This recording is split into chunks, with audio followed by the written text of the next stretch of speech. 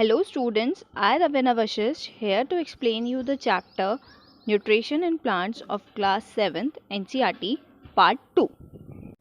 अब देखिए last class में मैंने आपको फोटोसिंथेसिस के बारे में बताया था जिसमें प्लांट्स अपना फूड खुद प्रिपेयर करते हैं और that is why we call them autotrophs. Now you must be thinking कि क्या कुछ ऐसे भी प्लांट्स होते होंगे जो फोटोसिंथेसिस नहीं करते या फिर उनके पास क्लोरोफिल नहीं होता होगा। अपने न्यूट्रिशन के लिए क्या दूसरे प्लांट्स पे डिपेंडेंट होते हैं जैसे कि ह्यूमंस और एनिमल्स होते हैं। तो यस, ऐसे भी कुछ प्लांट्स होते हैं जो heterotrophic mode of nutrition use करते हैं, जैसे कि आपने अमर बेल को देखा होगा जिसे हम कस्क्यूटा भी बोलते हैं।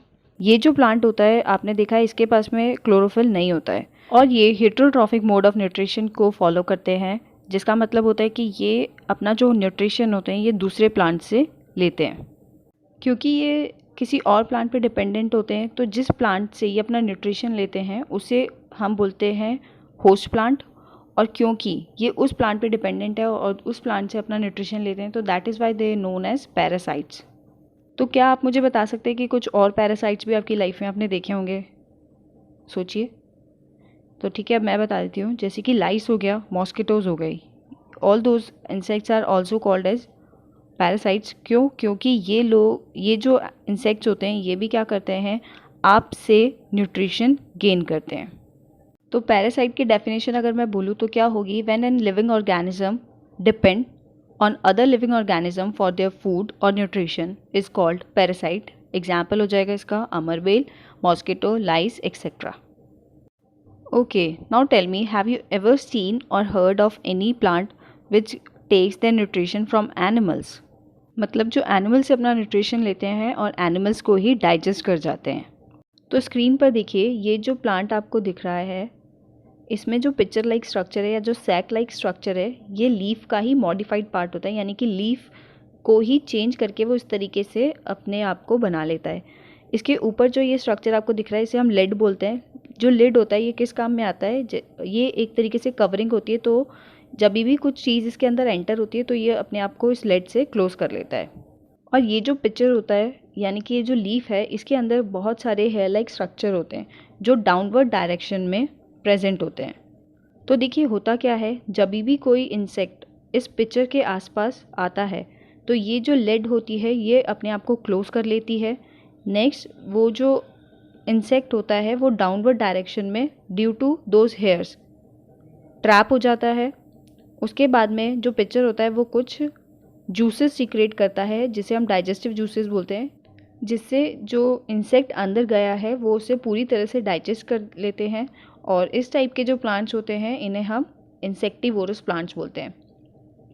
इसके कुछ एग्जांपल्स मैं बता देती हूँ, जैसे कि Venus fly trap, pitcher plant, all those are the insectivorous plants. Now I will show you a small footage so that you guys can get the idea how these plants can work. So this is the video of Venus flytrap. You can see, and here's a pitcher plant trapping an insect. I hope आप लोग समझ गए होंगे कि कैसे Venus fly trap and pitcher plant work करते हैं और अपने इंसेक्ट्स को ट्रैप करते हैं। Now move further. Now tell me students, do you know how mushrooms grow? Think. Before giving you the answer of this question, let's do an activity. Take some slices of bread and moist it with water. Keep it like this for 2-3 days. Now after 2-3 days, जब आप उसे देखोगे तो you can see कि उस पर कुछ black, brown, white या फिर ग्रीन कलर के पैचेस आपको दिखाई देंगे। And when you see those patches with the microscope or a magnifying glass, what will you observe? You can see there will be some cotton like thread appear on the slice of the bread. Now I will tell you how mushrooms grow. तो देखिए, mushroom is a kind of fungi which is good for health, not like other fungus. There are some fungus which are not good for health, like आपने देखा होगा अचार पे या फिर जो ब्रेड पे थी फंगस, और भी चीज़ों पे जो होती है फंगस ग्रो कर जाती है। ठीक है, तो mushroom is a good fungus which is good for your health.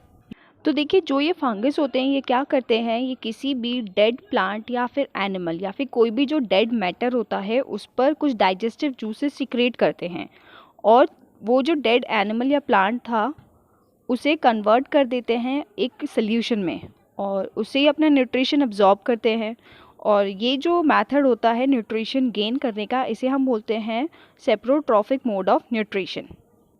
तो आप समझ गए होंगे कि सेप्रोट्रॉफिक मोड ऑफ न्यूट्रिशन क्या होता है। एक बार फिर से मैं ब्रीफ दे देती हूँ। जब भी कोई डेड और डीकेइंग मैटर होता है, उस पे जो फंगस होती है वो कुछ डाइजेस्टिव जूसेस सिक्रेट करती है, और उन डाइजेस्टिव जूसेस को की वजह से वो डेड और डीकेइंग मैटर को एक सोल्यूशन में कन्वर्ट कर देती है, और उस सोल्यूशन से वो अपना न्यूट्रिशन गेन करती है। नाउ आप लोग सोच रहे होंगे कि ये फंगस आखिर आती कहाँ से है। तो let me explain you students, these fungal pores are already present in the air, जैसा कि आपको स्क्रीन पे दिख रहा होगा, which are not visible with your naked air. इस बात ध्यान रखने की, आपको नेकेड आई से ये नहीं दिखाई देगा। और जब भी ये फंगल पोर्स किसी वार्म एंड वेट थिंग के कॉन्टैक्ट में आते हैं, तो they use to germinate themselves and grow.